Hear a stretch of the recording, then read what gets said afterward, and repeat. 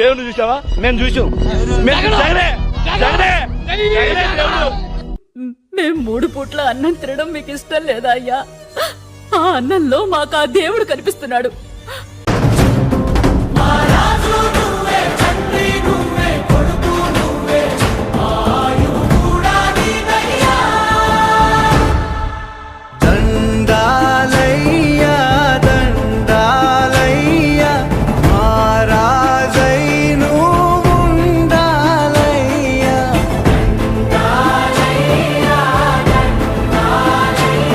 సూర్యం, ఏంటయ్యా ఇది?